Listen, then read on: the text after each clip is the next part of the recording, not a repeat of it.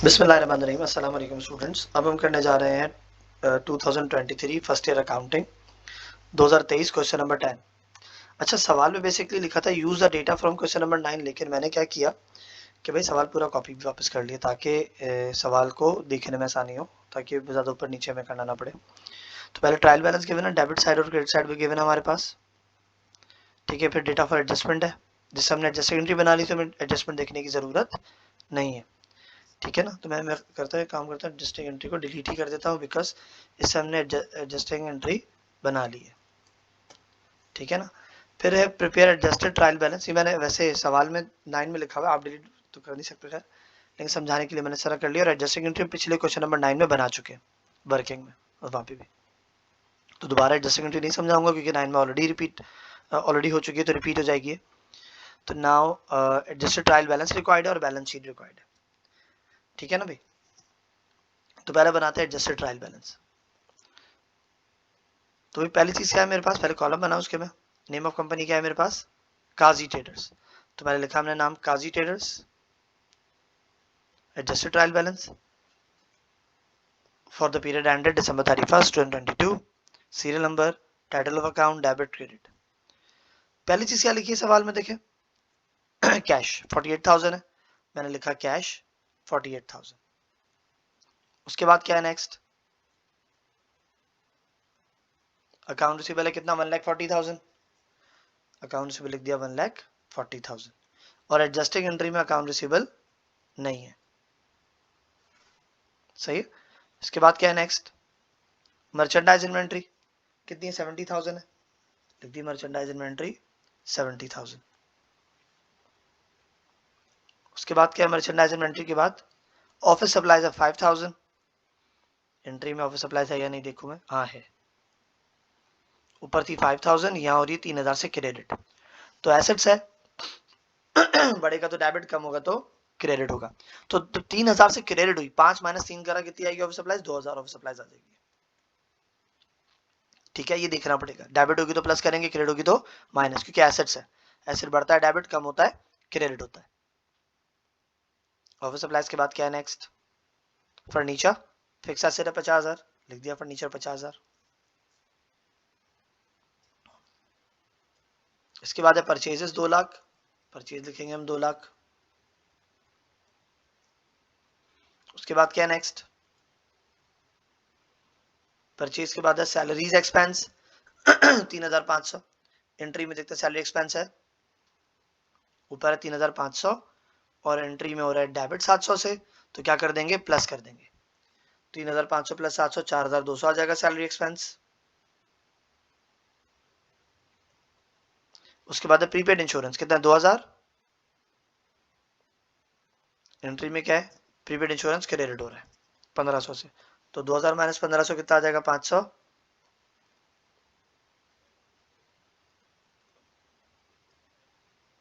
फिर है rent expense कितना, 4,200, एंट्री विद रेंट एक्सपेंस क्या हो रहा है, क्रेडिट हो रहा है 700 से, तो माइनस करेंगे, 4,200 माइनस 700 3,500 आ जाएगा रेंट एक्सपेंस। तो डेबिट साइड हमारी खत्म हो गई। अब एंट्री में देखते हैं कोई डेबिट साइड बची है, कोई आइटम ऐसे हैं जो एडजस्टिंग एंट्री से देख के लिखेंगे। अब पहला इंश्योरेंस एक्सपेंस 1,500, लिख दिया इंश्योरेंस एक्सपेंस 1,500। उसके बाद है प्रीपेड इंश्योरेंस जो कि ऑलरेडी हो चुका है पीछे, यहाँ लिखा हम प्रीपेड इंश्योरेंस ऑलरेडी लिख चुके हैं, ये रहा 500 बैलेंस आया था। इसके बाद क्या है, प्रीपेड इंश्योरेंस के बाद सेकेंड एंट्री में डेप्रिसिएशन एक्सपेंस है, ये भी आ जाएगा डेप्रिसिएशन एक्सपेंस 5,000। फिर क्या, उसके बाद सैलरी एक्सपेंस ऑलरेडी हो चुका है फिर है प्रीपेड रेंट, प्रीपेड रेंट हुआ है नहीं हुआ है देखो जरा, प्रीपेड रेंट नहीं हुआ है, यहाँ जाएगा प्रीपेड रेंट 700। ठीक है, उसके बाद है रेंट एक्सपेंस जो कि ऑलरेडी हो चुका है, हम लिख चुके पीछे। फिर है ऑफिस सप्लाईज एक्सपेंस जो कि नहीं हुआ, इसको भी लिखेंगे 3,000, सही है। तो यहाँ हमारी डेबिट साइड खत्म हो गई, और जो ऑफिस सप्लाईज के बाद क्रेडिट है वो ऑलरेडी कर चुके हैं हम लोग। ठीक है, लास्ट एंट्री मर्चेंडाइज इन्वेंट्री की, तो डेबिट साइड हमारी कंप्लीट हो गई। अब शुरू करेंगे क्रेडिट साइड।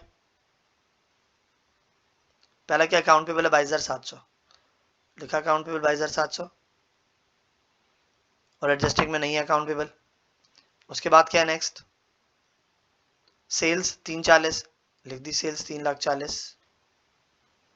उसके बाद क्या है, ऊपर आके देखेंगे, परचेज रिटर्न 10,000 है, लिख दिया परचेज रिटर्न 10,000।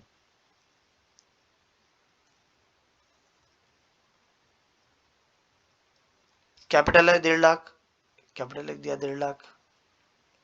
तो ट्रायल बैलेंस से तो हमारी क्रेडिट साइड भी कंप्लीट हो गई। अब एडजस्टिंग एंट्रीज देखते हैं, कोई लाइबिलिटी वगैरह बची है नहीं। इंश्योरेंस एक्सपेंस हो चुका है डेबिट साइड पर, प्रीपेड इंश्योरेंस डेबिट साइड पे हो चुका है, रेविशन एक्सपेंस भी हो चुका है। अलाउंस रेविशन नहीं हुआ, ये लिखेंगे 5,000। फिर अलाउंस रेविशन के बाद फिर क्या है, सैलरीज पेबल है 700, ये नहीं हुआ, सैलरी एक्सपेंस हो चुका है ऑलरेडी, तो लिखा सैलरीज पेबल 700। ठीक है भाई, सैलरी पेबल के बाद क्या है, प्रीपेड एंड हो चुका है, रेंट एक्सपेंस भी हो चुका है डेबिट साइड पे, office supplies expense debit side पे हो चुका है, ऑफिस सप्लाइज भी डेबिट साइड पे हो चुका है। मर्चेंडाइज एंडिंग हम एडजस्टेड ट्रायल बैलेंस में नहीं लिखते, आप क्या करेंगे, इसको टोटल कर लेंगे और दोनों साइड बराबर आनी चाहिए।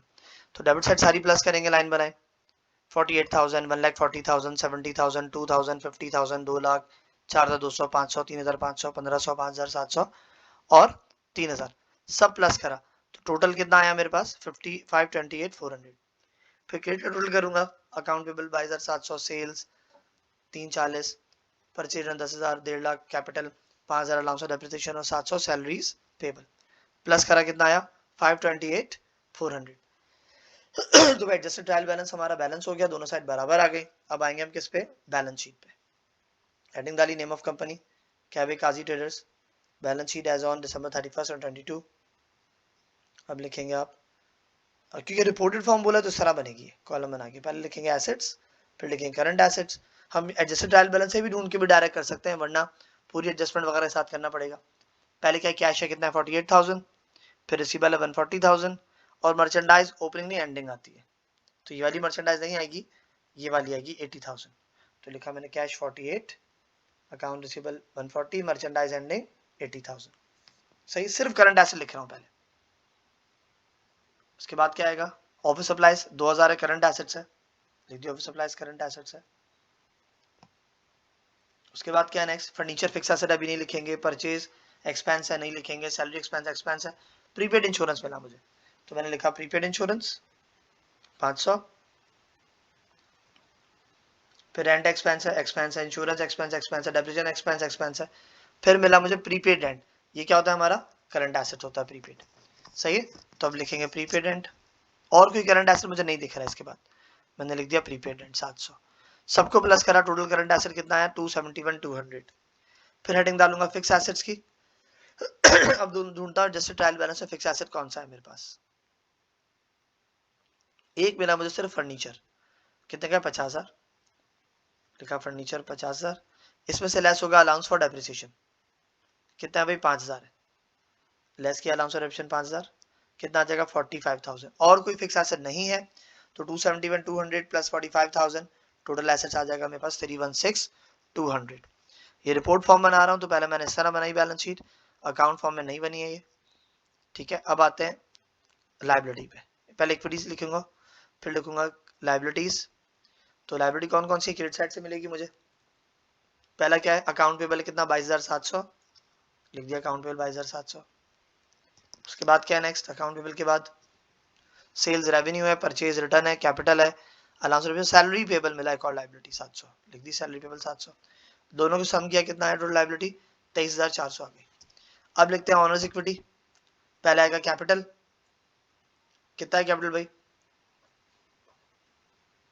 ये रहा 1.5 लाख, लिखा कैपिटल मैंने 150,000। फिर नेट प्रॉफिट ऐड होता है, नेट प्रॉफिट कहां से आता है, अब यहाँ तो इनकम स्टेटमेंट रिक्वायर्ड नहीं है, तो एक तरीका और होता है कि आप क्लोजिंग एंट्री के बैलेंस से नेट प्रॉफिट ऐड या लेस करते हैं, ठीक है ना। अच्छा, इस पेपर में एक इशू था कि बच्चा अगर क्वेश्चन नंबर 8 कर रहा है तो 10 नहीं कर सकता, उसे 9 करना जरूरी है। सही है, इस सवाल में प्रॉब्लम ये थी कि अगर आपने क्वेश्चन नंबर 8 किया है तो आप 9 नहीं कर सकते, सॉरी 9 कर सकते हो, 10 नहीं कर सकते, या तो 9 और 10 करोगे या तो 8 और 9 करोगे, 8 और 10 आप नहीं कर सकते इस सवाल में। ठीक है ना, क्योंकि आपको उसके लिए क्लोजिंग एंट्री बनाओ या फिर इनकम जिसे आप नेट प्रॉफिट नेट लॉस हासिल करते हैं ना। जैसे यहाँ देखिए नेट प्रॉफिट आपका क्वेश्चन नंबर 9 में मिलेगा। सही है, 8 करोगे तो 8 का सवाल बिल्कुल डिफरेंट था इसका, उसका 9 और 10 से कोई ताल्लुक नहीं था। तो क्लोजिंग एंट्री से हम निकालेंगे, ये रहा 140 to 800 आपका नेट प्रॉफिट आया था जो हमने ट्रांसफर किया था क्वेश्चन नंबर 9 में। क्लोजिंग बनाई थी ना, ये थी एडजस्टिंग और ये थी क्लोजिंग। तो ये था कैपिटल यहाँ पे 140 to 800 से क्रिएट हो रहा था, तो नेट इनकम हमने ऐड कर दी इसमें। सही है, सवाल में ड्राइंग नहीं है। हम क्वेश्चन अगर देखें तो क्वेश्चन में ड्राइंग नहीं है सवाल में कहीं पे भी। ड्राइंग अगर होती तो क्या करते हम लेस कर देते। टोटल करेंगे इसको कितना है 290 to 800 आया, इसमें 23,400 प्लस करा, टोटल इक्विटी कितनी आ गई मेरे पास 3,16,200, दोनों सेम आ गए, एसेट्स और इक्विटी दोनों साइड बराबर आ गई। ओके बच्चों, सर यासिर को इजाजत दीजिए, अल्लाह हाफिज।